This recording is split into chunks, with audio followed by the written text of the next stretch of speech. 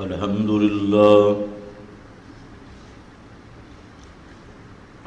لله وكفى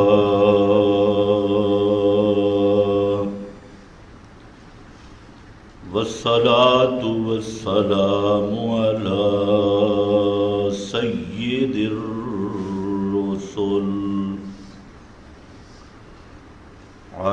سيد الرسل وخاتم الأنبياء.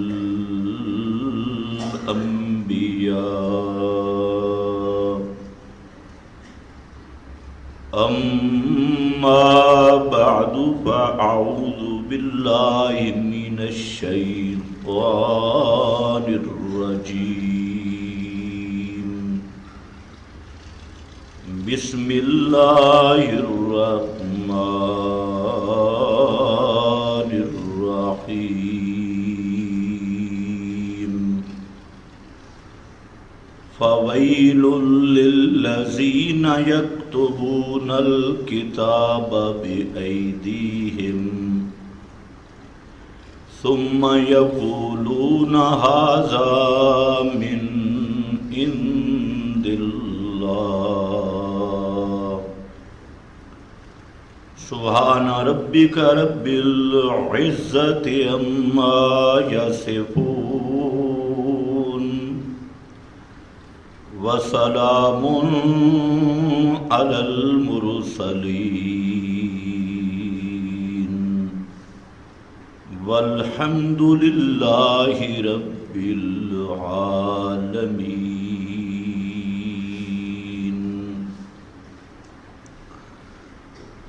قابل قدر بزرگوں اور بھائیوں،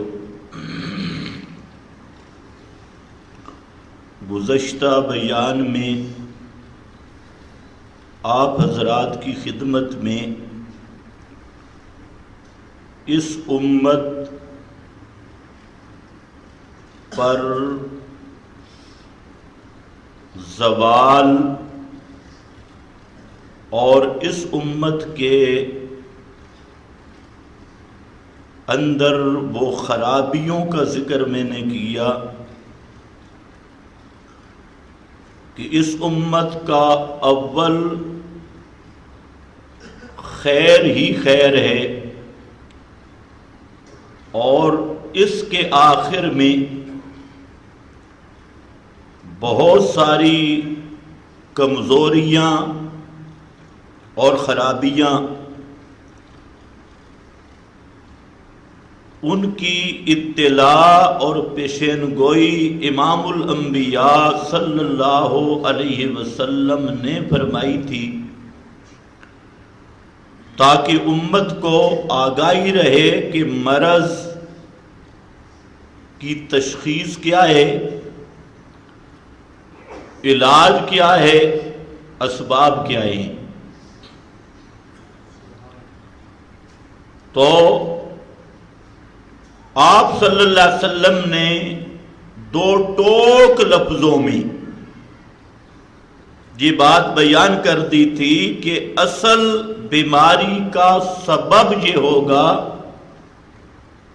کہ اس امت کی اکثریت یہود اور نصارہ کے نقش قدم پہ چلے گی، ان کی تہذیب و تمدن سے مرعوب ہو کر، ان کی عادات و اطوار سے مرعوب ہو کر اس کو اپنے لیے فخر سمجھے گے، عقائد میں بھی، اعمال میں بھی، معیشت میں بھی، سیاست میں بھی. اور جس طرح وہ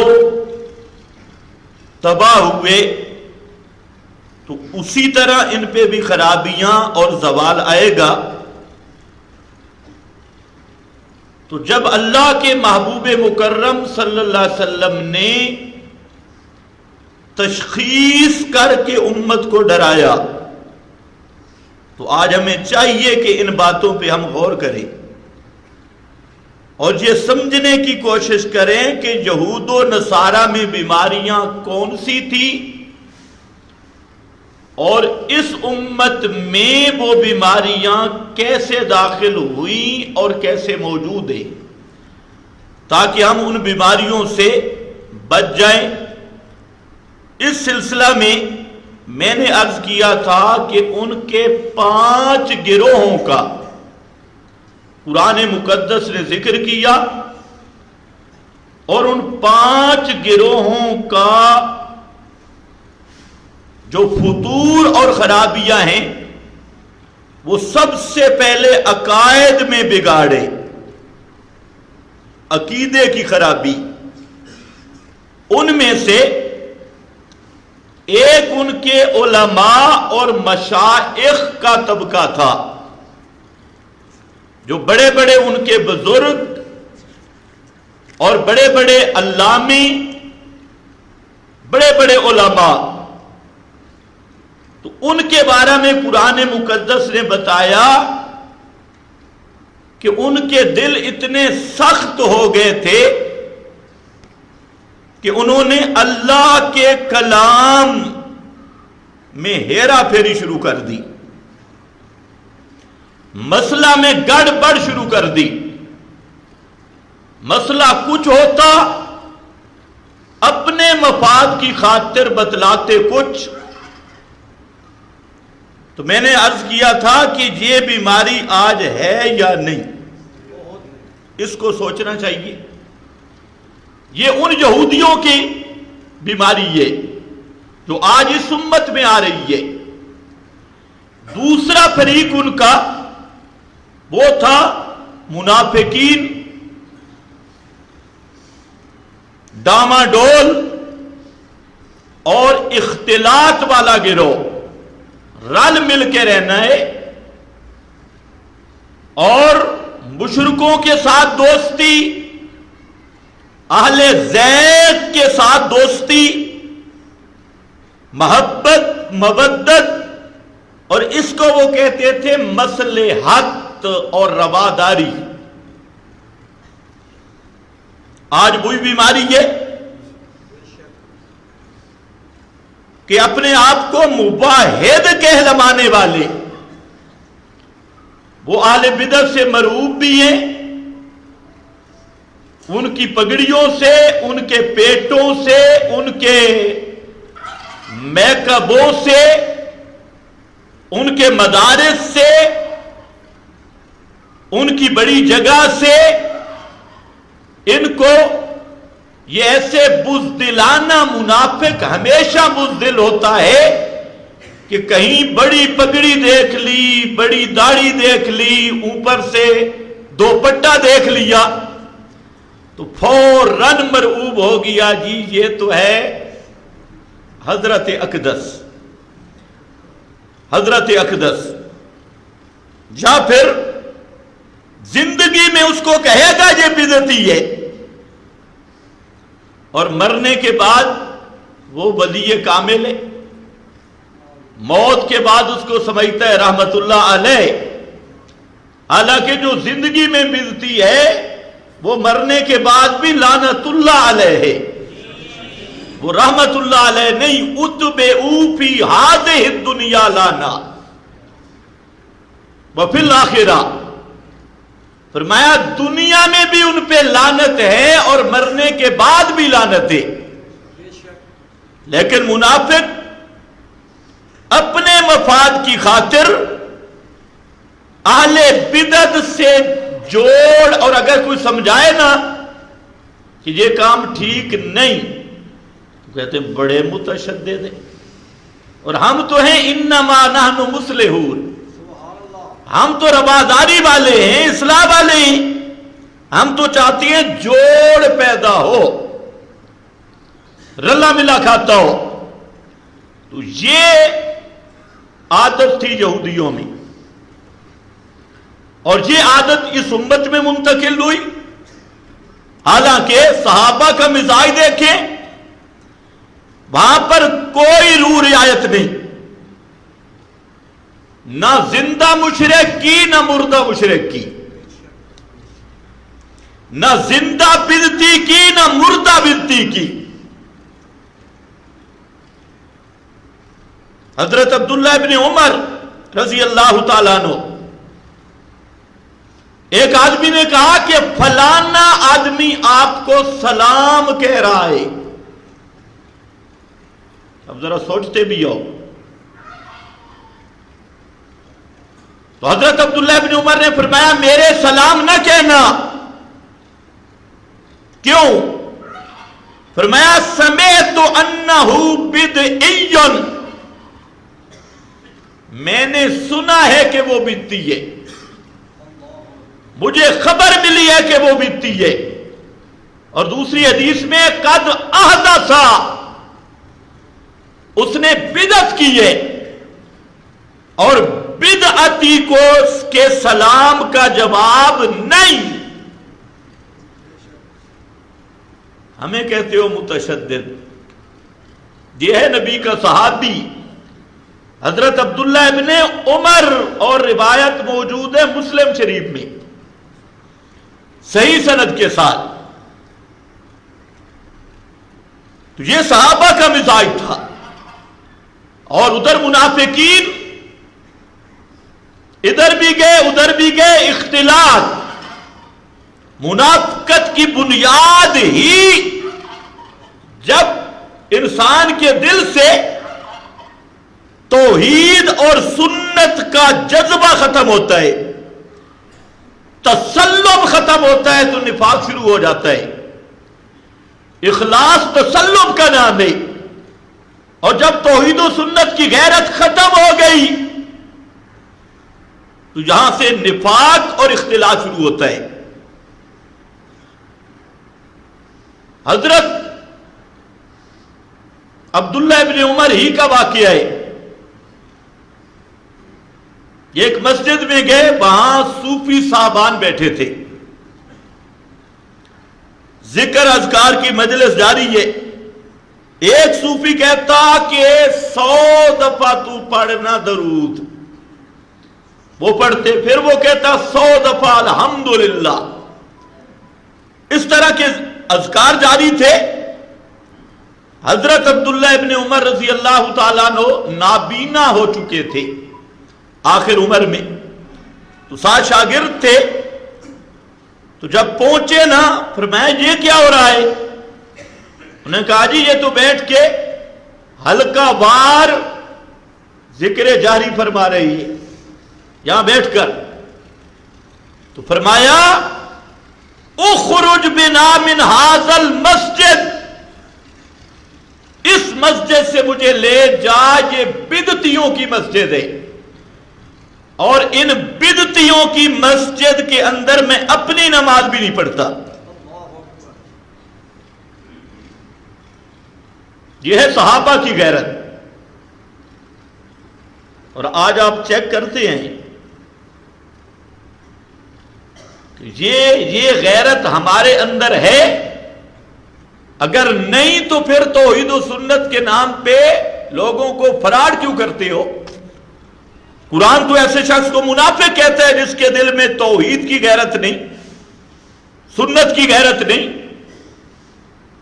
ہمارے جنازے کٹھے، نمازیں کٹھے، کوئی جتنا بڑا بدعتی اکرام تکریم. اللہ کے نبی نے فرمایا من بکر صاحب بدعت فقد آن علی ہدم الاسلام.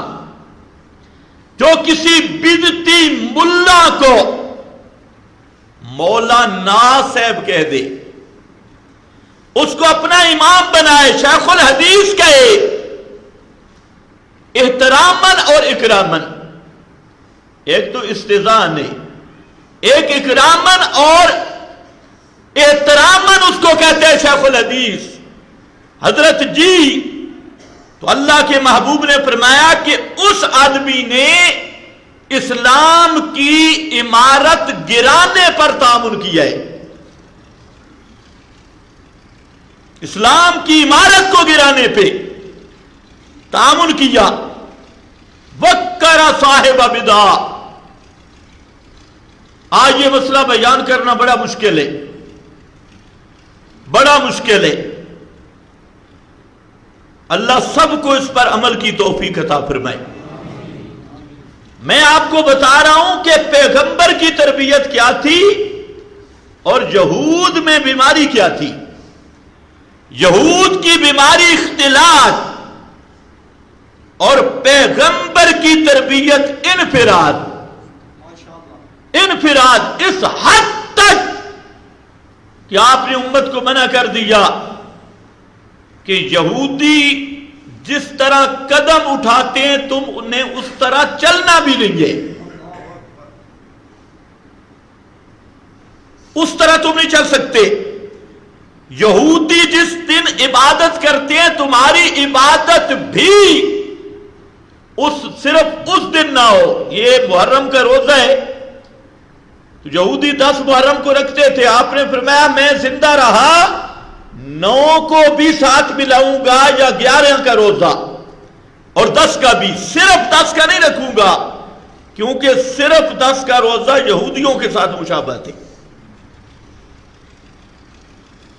بولنے میں احتیاط، رہن و سہن میں، حتیٰ کہ چلنے میں، لباس میں پیغمبر نے حد قائم کر دی کہ ان کی طرح چلنا نہیں، ان والا لباس نہیں پہننا، ان والی معیشت نہیں، ان والی سیاست نہیں، ان والا قانون نہیں.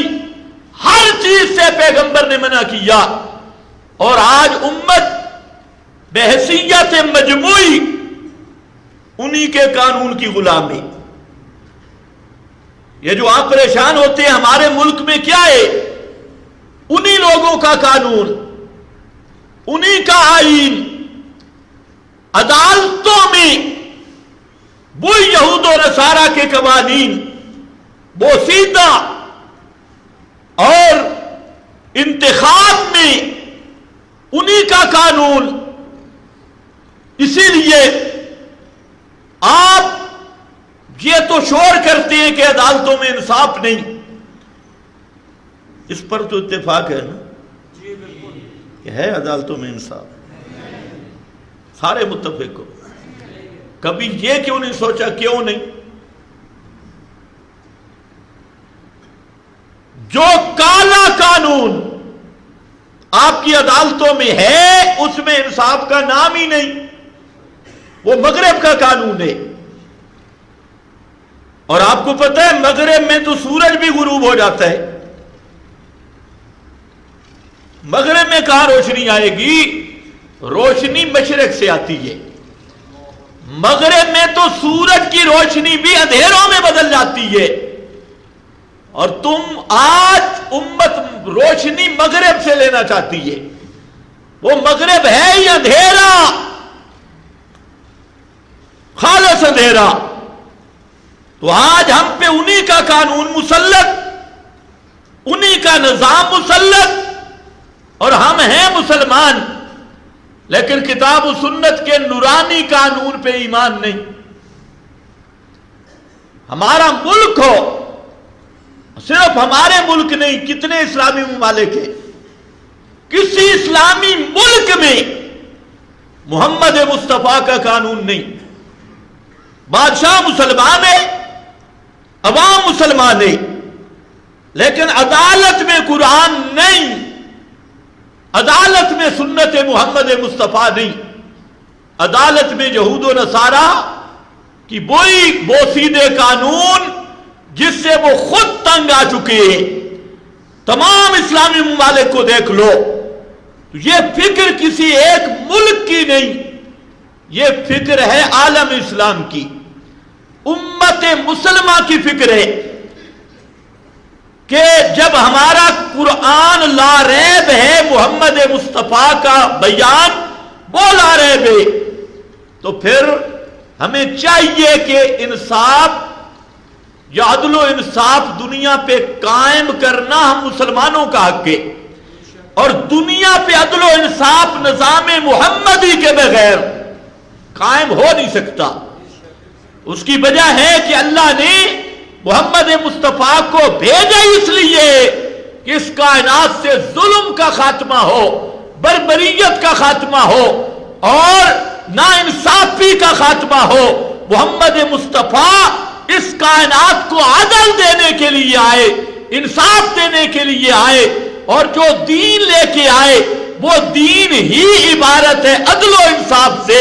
اس لیے فرمایا هو الذی ارسل رسولہ بالہدی ودین الحق لیظہرہ علی الدین کلہ۔ ہم نے محمد مصطفیٰ کو بھیجا اس لیے تاکہ سارے قانون نیچے رہ جائیں اور قانون حق یعنی دین اسلام یہ سب قانونوں کے اوپر غالب ہو، باقی سارے نظام نیچے، سارے قانون نیچے، اور یہ غالب ہو۔ آج امت مسلمہ کو اس چیز کی فکر نہیں، اسی طرح مرعوبیت ہے یہود و نصارہ سے۔ تو خیر، دین محمدی تسلط کی تعلیم دیتا ہے، اپنے مذہب میں پختگی، غیرت، اس سے عبارت ہے۔ تو اب ذرا دیکھو، یہ گروہ تھا، تیسرا تھا یہودیوں میں ان پڑھ سے روزہ چلے والے، جن کو کسی چیز کا پتہ نہیں، صرف فضائل سنے ہوئے، لا یعلمون الکتاب، کتاب شتاب کا کوئی پتہ نہیں۔ لوگوں نے بتا دیا بسترا اٹھاؤ یہ فضیلت ہے، فلانی چیز اٹھاؤ یہ فضیلت ہے، اور 2 بالشت کا مسواک ہو یہ فضیلت ہے، اور شلوار گھٹنوں کے قریب رکھنی ہے یہ فضیلت ہے، یہ بتائی ہوئی ہے، اور باقی نہ عقیدے کا پتہ، نہ سنت کا پتہ، نہ بدعت کا پتہ، نہ دین محمدی کا پتہ، کچھ بھی نہیں۔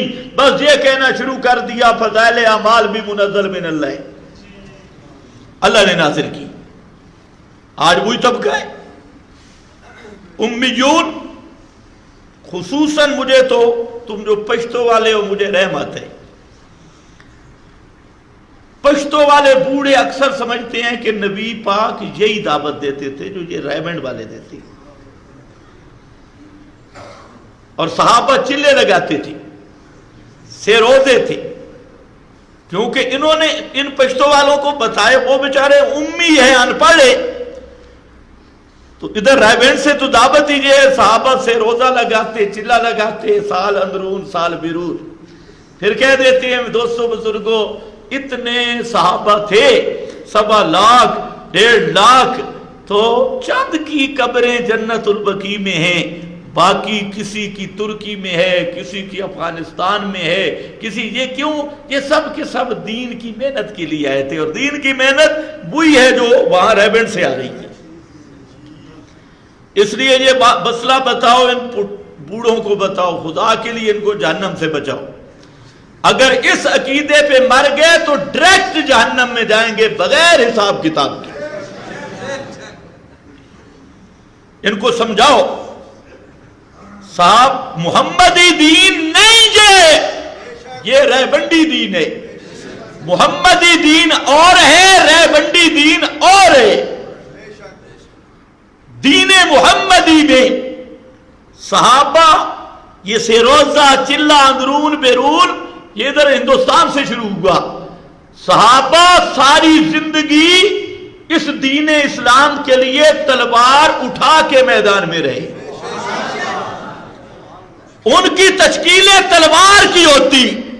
آج بھی عرب میں جاؤ، عرب کا کوئی پہاڑ ایسا نہیں جہاں پر شہداء صحابہ کی قبریں نہ ہوں، کوئی پہاڑ ایسا نہیں۔ ہم وہاں پر پھرتے رہے عرب میں، اور جہاں کوئی پہاڑ نظر آیا پرانی قبریں کہ یہ فلاں غزوے کے شہید ہیں، یہ فلاں غزوے کے شہید ہیں، یہ فلاں غزوے کے شہید ہیں۔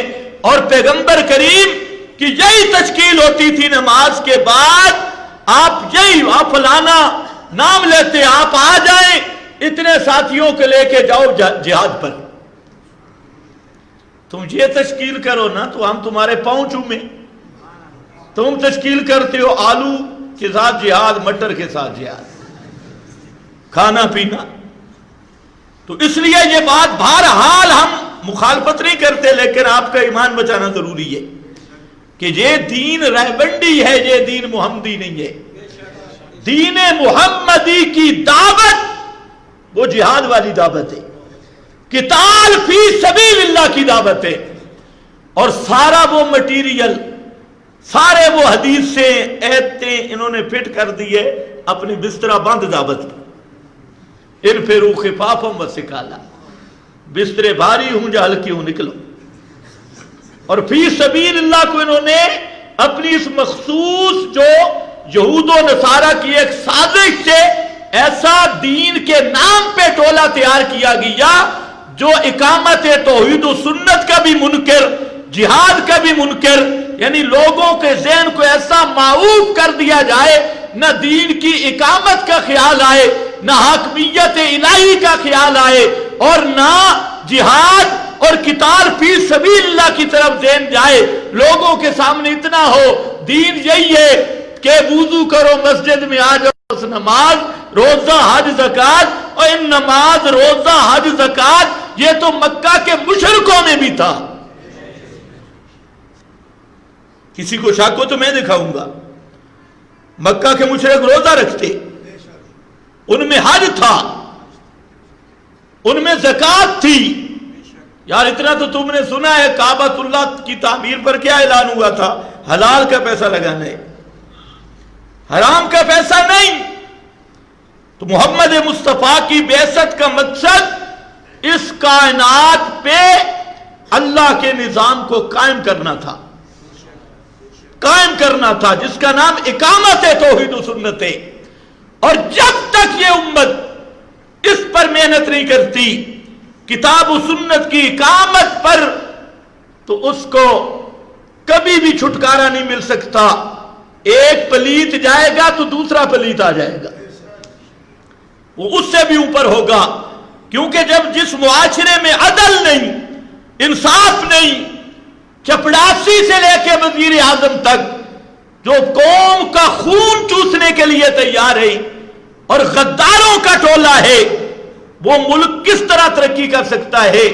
اس کی عوام کو کیسے سکون مل سکتا ہے؟ بازار کے ایک کونے سے لے کر دوسرے کونے تک چلے جاؤ، وہاں پر اگر کوئی صوفی بیٹھا ہے وہ بھی لوٹنے کے چکر میں ہے، کوئی ملا بیٹھا ہے وہ بھی لوٹنے کے چکر میں ہے۔ ہر آدمی آپ کو شکاری نظر آئے گا، اور آپ یہ فیصلہ نہیں کر سکیں گے کہ یہ مسلمانوں کا بازار ہے یا ہندوستان کے ہندوؤں کا بازار ہے۔ دیکھ لیں۔ خیر بہرحال واپس آ جاؤ۔ ایک گروہ یہ تھا رل مل کے رہنا ہے، ادھر بھی ادھر بھی،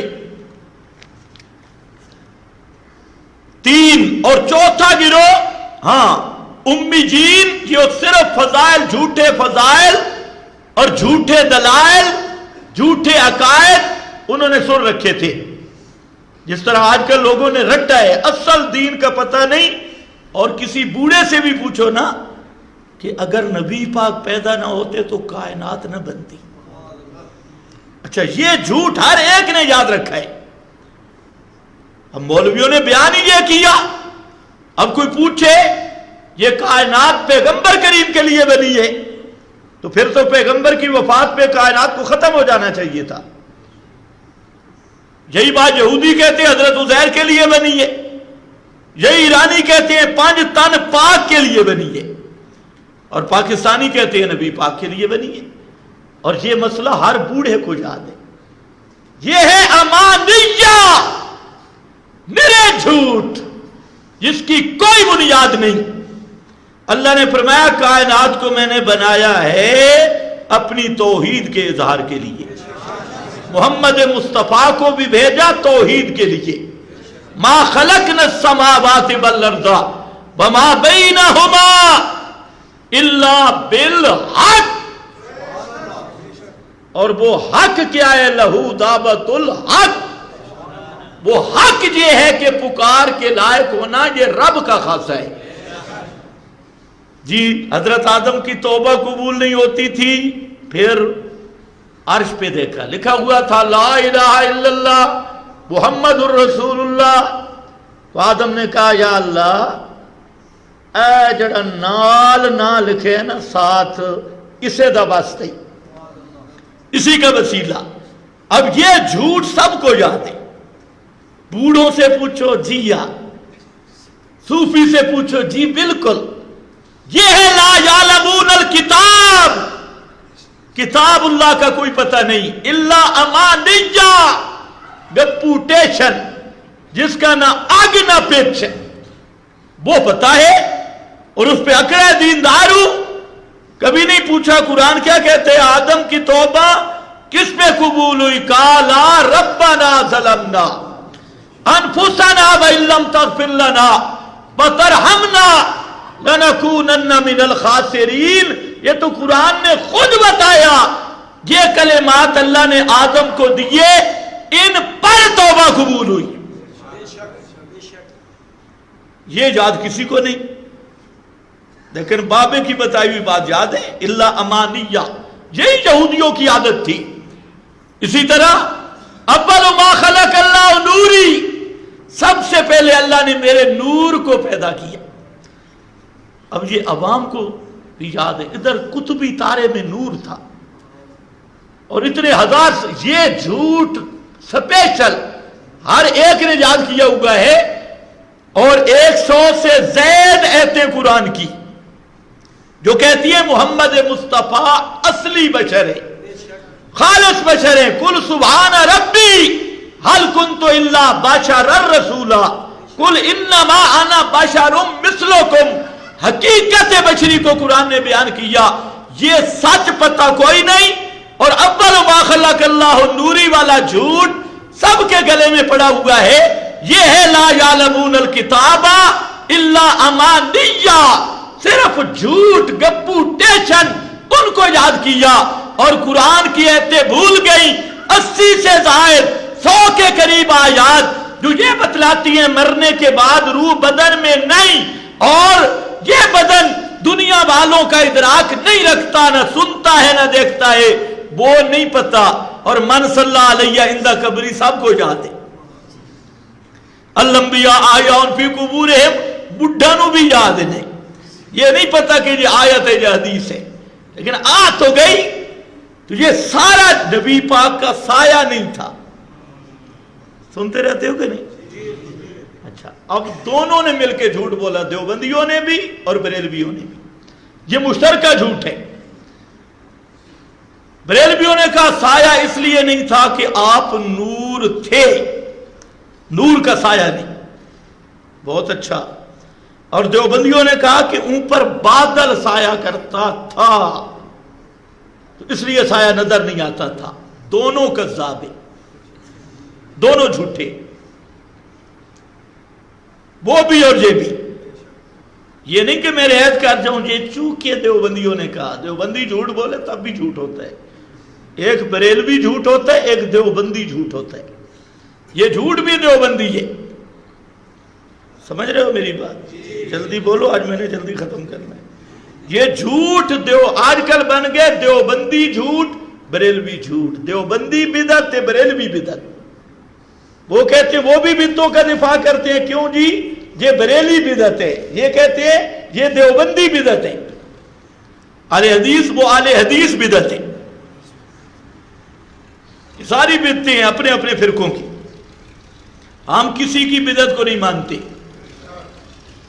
سارے فرقے ناراض ہو جائیں کوئی مسئلہ نہیں. دیوبندی, بریلی, اہل حدیث, سارے جو مرضی گالیاں نکال لو, ہم نہ تمہاری بدعت کو مانتے ہیں نہ تمہارے اصول کو مانتے ہیں. ہمارے پاس کتاب اللہ ہے, محمد مصطفیٰ کی سنت ہے, اور نبی کے صحابہ کا فہم ہے. یہ ہمارے مذہب کا خلاصہ ہے. آؤ واپس. جھوٹ بڑے یاد ہے, سایہ نہیں تھا. اب کوئی پوچھے بھئی آپ کے کپڑوں کا بھی سایہ نہیں تھا. اچھا, یہ قرآن نور ہے کہ نہیں؟ آج جمعے کے بعد باہر پکڑ کے کھڑے ہو جاؤ, اس کا سایہ ہے یا نہیں؟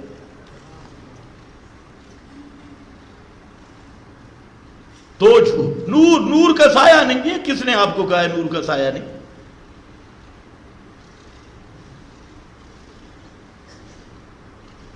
جھوٹ بنایا. اور سایہ موجود ہے, قرآن سے بھی ثابت ہے، محمد مصطفیٰ کی زبان سے بھی۔ حضرت زینب کہتی ہیں، زینب مجمع الزوائد ہے، صحیح سند، فرماتی ہیں کہ اللہ کے محبوب چند دن میرے گھر نہیں آئے، میں سوچ رہی تھی کہ آپ پتہ نہیں کیوں نہیں آ رہے، تو میں گھر بیٹھی تھی اور ایک سایہ مجھ پہ پڑا، فَإِذَا هُوَ رَسُولُ اللَّهِ صلی اللہ علیہ وسلم، جب میں نے اوپر دیکھا تو وہ نبی پاک صلی اللہ علیہ وسلم تھے، پہلے سایہ پڑا، بعد میں نے دیکھا تو وہ نبی پاک علیہ السلام تھے۔ تو اب یہ سچی حدیث نہیں مانیں گے، جھوٹی، یار اس کو بھگاؤ ادھر، جھوٹی روایتیں، یہ سب کو اللہ امانیہ، یہ ایک پارٹی، اگر اس کو ہم دفتر کھولیں تو آج امت اسی کو ڈاکٹر نے بھی کہا نا، حقیقت خرافات میں کھو گئی، یہ امت روایات میں کھو گئی۔ وہ زمانہ میں معزز تھے مسلمان ہو کر، اور تم خار ہوئے تارے کے قرآن ہو کر، تم نے قرآن کو چھوڑ دیا۔ مولوی سے پوچھنا بے ادبی ہے، ورنہ مولوی بات کر اس کو کہو مولوی صاحب دلیل بھی دے، لیکن ذہن ہی یہ بنایا بے ادبی ہو جائے گی۔ خیر آؤ، 3 فرقے، چوتھا فرقہ تھا ان کے مصنفین، یہودیوں کے کتابیں لکھنے والے، ان کا حال بھی سنو۔ فرمایا وہ جو کتابیں لکھتے تھے وہ کیا کرتے تھے؟ یکتبون الکتاب بایدیہم، اپنے کولو کتابیں ٹھوکی، یعنی یکتبون الکتاب بایدیہم، اپنی طرف سے کتابیں لکھی، ثم یقولون ھذا من عند اللہ، پھر کہتے کہ جی اللہ نے فرمایا ہے، باتیں ساری اپنی طرف سے کرتے اور کہتے ثم یقولون، پھر کہتے ھذا من عند اللہ، یہ اللہ نے فرمایا ہے۔ تو یہ ان کے مصنفین تھے۔ اس کی اگر میں تفصیل کروں، مختصر سن لو، اس امت میں بھی یہ بیماری آئی۔ حضرت شاہ عبدالعزیز محدث دہلوی رحمت اللہ علیہ اور حضرت قاسم نانوتوی رحمت اللہ علیہ، ان دونوں بزرگوں کو اللہ جزائے خیر دے، انہوں نے اس سے ایسا پردہ اٹھایا اور ایسی تفصیل کے ساتھ لکھا کہ رافضی انہوں نے ایک کام کیا، بہت ساری کتابیں لکھی خود اور ہمارے بزرگوں کے ذمہ لگا دی۔ کتاب خود لکھتے، وہاں پریس کا زمانہ تو تھا نہیں، یا آج پریس میں کتاب بھیجو 2000 نسخے آگے، وہ تو ہاتھوں سے لکھتے۔ تو ان رافضی بے ایمانوں نے کتابیں خود کتاب لکھتے، کسی بڑے عالم کے ذمہ لگا لیتے، یہ فلاں نے لکھی، اور اس کو پھر دور دراز کے ایریوں میں پھیلا دیتے، اس کو پھیلاتے۔ اور بہت ساری ایسی کتابیں موجود ہیں جن میں نرا کفر ہے، نرا گند ہے، اور اس گند کو ذمہ لگایا غزالی کے، اس گند کو ذمہ لگایا جامی کے، اس گند کو ذمہ لگایا بڑے بڑے بزرگوں کے، ابن قتیبہ کے، اس گند کو ذمہ لگایا امام احمد کے، اس گند کو ذمہ لگایا بڑے بڑے محدثین کے، حالانکہ وہ سب کفر پر مبنی چیزیں تھی۔ انہوں نے اپنی طرف سے یکتبون الکتاب بایدیہم، اپنی طرف سے کتابیں لکھی اور بزرگوں کے ذمہ لگا دی۔ ایک دوسرا انہوں نے یہ شرارت کی، ایک ہمارا مفسر ہے، انہوں نے ایک اپنے مولوی کا وہی نام رکھ دیا۔ مثلا ہمارے مفسر ابن جریر ہے، تو انہوں نے اپنے خالصتاً کٹر رافضی کا نام ابن جریر رکھ دیا۔ اب جب کتابیں چھپی، امت اس رولے میں پڑ گئی، یار ابن جریر تو بڑا معتبر آدمی ہے اور اس کی کتاب میں یہ گند لکھا ہے۔ اب کچھ وہ کتابیں دیکھ کے گمراہ ہو گئے، وہ سائڈ پہ چلے گئے، حالانکہ ابن جریر اہل سنت کا اور تھا، اہل تشیع کا اور تھا. انہوں نے مولوی گھڑ لیا ہمارے مولوی کے مقابلے، کتابیں گھڑی ہماری کتابوں کے مقابلے، پھر ہماری کتابوں کو شائع کیا اور اس کے اندر عبارتیں لگائیں، چپریں لگائیں. کئی اہل سنت کے روم میں آ کر وہ شاگرد بن گئے اہل سنت کے، اور وہاں آ کر وہ حدیث بیان کرنے لگ گئے اور روایتیں اپنی طرف سے بنائیں اور بِهِ قال حدثنا فلاں کی سندیں لگا دی. تو پوری روایات اس میں بھی انہوں نے کام کیا، کتابوں میں بھی کام کیا. آج اس دور میں فرقہ واریت کی سب سے بڑی بنیادی وجہ یہی روایات اور یہی بزرگوں کی کتابیں ہیں جو لکھی رافضیوں نے ہیں اور ہمارے بزرگوں کے ذمہ لگا گئے.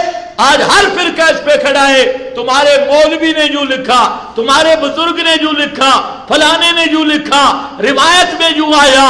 تو میں نے کہا کہ ہم نہ کسی ملا کو مانتے ہیں نہ کسی کتابڑی کو مانتے ہیں، ہم مانتے ہیں کتاب اللہ کو. آج یہ بیماری عام ہو گئی، آپ کو بھی اسی پر برگلاتی ہیں. کتاب لائیں گے جی اتنے بڑے بزرگ نے لکھی ہے. ہم کہتے ہیں جتنا بڑا بزرگ بھی ہونا اس سے بڑا بزرگ کوئی بھی نہیں، یہ سب سے بڑا بزرگ ہے. اس لیے کتاب جو بھی ہوگی اس کو ہم پیش کریں گے کتاب اللہ پر. کتاب اللہ مہیمن ہے، یہ کسوٹی اور ترازو ہے. روایت جو بھی ہوگی اس کو ہم پیش کریں گے کتاب اللہ پر. یہ نہیں ہو سکتا کہ مصنف کے نام سے مرعوب ہو جائیں. اسی لیے اللہ کے محبوب نے علاج بتایا تھا، فرمایا ترکت فیکم امرین. اے لوگو، ہدایت میں رہنا چاہتے ہو دو چیزیں میں محمد چھوڑ کے جا رہا ہوں. کتنی چیزیں؟ دو چیزیں، تیسری چیز کوئی نہیں. امر ہے، دو چیزیں، اور وہ کیا ہے؟ کتاب اللہ ہے. آگے بولو ذرا دھوکہ نہ لگے. کتاب اللہ ہے بسنت نبی ہی، حدیث نہیں، سنت نبی ہی.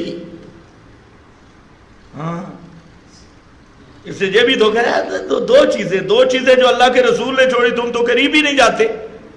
تم تو کہے ہو حدیث حدیث حدیث حدیث، اور حدیث میں سارا وہ بابا تیرا رافضی کھڑا ہے، وہ بابا خارجی کھڑا ہے، ناسبی کھڑا ہے، قدری کھڑا ہے. وہی بدتی یکتبون الکتاب بایدیہم ثم یقولون ھذا من عند اللہ. یہودی تو اللہ کے ذمے لگاتے، لیکن یہ اس امت کے یہودیوں کو پتہ ہے قرآن محفوظ کتاب ہے، تو اللہ کے ذمہ تو لگا نہیں سکتے. پھر کہتے ہیں یقولون قال قال رسول اللہ. جہاں جھوٹ بولنا ہو قال قال رسول اللہ، اللہ کے رسول نے فرمایا. کوئی آدمی عقل والا ہو، وہ یہ اللہ نے عقل دی ہے، سوچ لو کبھی رسول قرآن کے خلاف کہہ سکتا ہے؟ قرآن ایک مسئلہ بتائے، رسول اس کا مقابلہ کرے گا؟ کتنی موٹی سی بات ہے. ادھر سے قرآن پڑھو، آگے سے قال قال رسول اللہ. اب یہ بیچارہ مخمصے میں ہے، وہ حدیث یوں آ گئی، قرآن یوں آ گیا، اب میں کدھر جاؤں؟ اور یہ کھوپڑی کام نہیں کرتی کہ سارا جہان بدل سکتا ہے، محمد کی زبان قرآن کے خلاف ایک لفظ بھی نہیں نکال سکتی.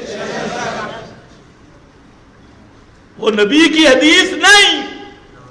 یہی تو جھگڑا ہے ہمارا اہل حدیثوں سے. وہ بیچارے کہتے ہیں ٹنگے چوڑی کر لو. میں کہتے ہیں کر لو اپنی ٹانگیں، اس میں تو کوئی جھگڑا نہیں. تمہاری ٹانگیں ہیں نا، ہمیں کیا تکلیف ہے؟ جتنی مرضی چوڑی. کہتے ہیں نیچے سے پیڑ کا لیلا گزر جائے. میں نے کہا کوئی مسئلہ نہیں، کھوتا گزر جائے، یہ کون سا مسئلہ ہے؟ جی آمین اونچی آہستہ، اور جتنی مرضی نے اونچی کہو، صرف وضو کا خیال رکھو. باقی ہم تو کچھ نہیں کہتے، جتنی مرضی اونچی کہو. کبھی ہم نے رولا ڈالا ہے آمین اونچی کیوں کہی، آہستہ کیوں کہی، رفع یدین؟ یہ مسائل نہیں. مسئلہ یہ ہے کہ قرآن کی حاکمیت ماننی ہوگی. جب روایتوں کو قرآن پہ حاکم مانو گے تو پھر اہل حدیث کہلواؤ تب بھی کافر ہو، دیوبندی کہلواؤ تب بھی کافر ہو۔ قرآن سب سے اوپر ہے، قرآن سے اوپر کوئی کتاب نہیں۔ بس یہ ہمارا مطالبہ ہے کہ قرآن جیسی کتاب کوئی نہیں۔ تو انہوں نے کتابیں لکھی، اس امت میں بیماری آئی، انہوں نے بھی کتابیں لکھی، روایتیں گھڑی، لاکھوں کی تعداد میں محدثین حضرات پہ اللہ کی رحمت ہو، انہوں نے بڑی تحقیق کے ساتھ 16 لاکھ راویوں کے حالات جمع کیے۔ کہنا آسان ہے، کرنا مشکل ہے۔ پڑھا کہاں، رہا کہاں، بندہ کیسا تھا، کیا انہوں نے اپنی پوری محنت کی ہے۔ اس لیے محدثین کو دعائیں دیا کرو۔